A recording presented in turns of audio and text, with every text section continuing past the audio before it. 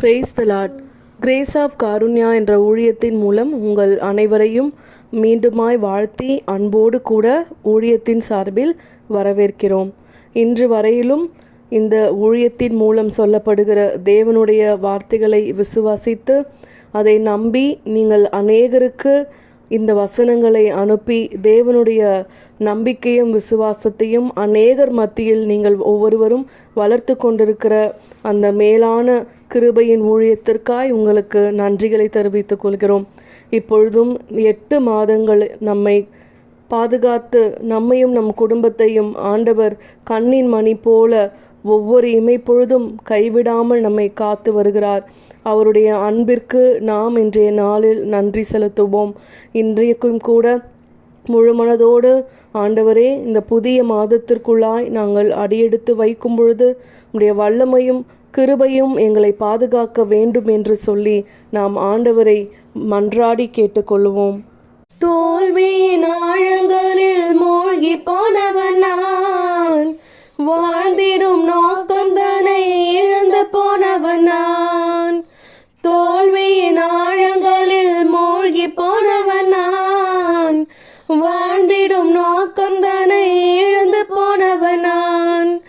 அற்பமான என்னை அற்புதமாய் மாற்றி அற்புதங்கள் செய்ய வைத்தவரே, எனக்கா இத்தனை கிருபை, என் மேல் அளவற்ற கிருபை, எனக்கா இத்தனை கிருபை, என் மேல் அளவற்ற கிருபை.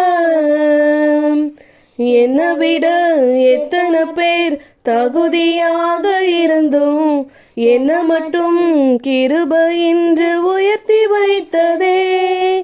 என்னை விட எத்தனை பேர் நல்லவனாக இருந்தும் என்ன மட்டும் கிருபை இன்று தேடி வந்ததே. உங்க கிருபை என்னை வாழ வைத்ததே, உங்க கிருபை என்னை தூக்கி சுமந்ததே. அல்லேலூயா, உங்க கிருபை போதுமே. அல்லேலூயா, உங்க கிருபை போதுமே. ஆம் கர்த்தாவே, உங்களுடைய கிருபை எங்களுடைய வாழ்க்கையில் போதும்பா. எங்களுடைய வாழ்க்கை சில நேரங்களில் எதுக்குன்னு சொல்லி நாங்கள் கலங்கி நின்றுருக்கிறோம். எங்களுடைய வாழ்க்கையில் இனி எப்போ அற்புதங்கள் நடக்கும், அதிசயங்கள் நடக்கும்னு சொல்லி நாங்கள் கலங்கி நின்ற நேரங்கள் எல்லாம் உண்டு. ஆனாலும் என் தேவன் எங்களையும் எங்கள் குடும்பங்களையும் ஆசீர்வதித்து இம்மட்டுமாய் நீர் பாதுகாத்து வந்தீரே, அதற்காக உமக்கு நாங்கள் கோடான கோடி நன்றிகளை ஏறெடுக்கிறோம் கர்த்தாவே.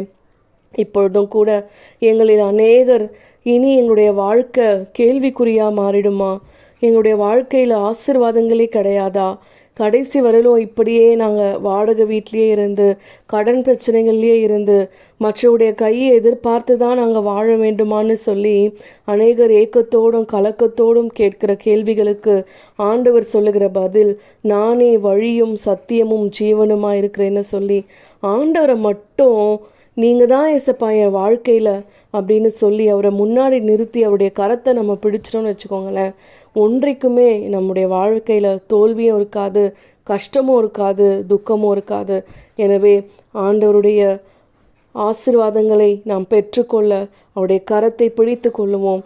இந்த மாதம் நமக்கு ஆசீர்வாதத்தின் மாதமாய் அமையட்டும். இழந்த எல்லாவற்றையும் இரட்டிப்பாய் பெறுகிற மாதமாய் அமையட்டும். நாம் சாட்சிகளாய் ஜீவனுள்ள நாள் வரையிலும் நிற்கலாம். தேவன் தாமே நம்மை பாதுகாத்து நம்மையும் நம் குடும்பங்களையும் ஆசிர்வதிப்பாராக. ஆமேன்.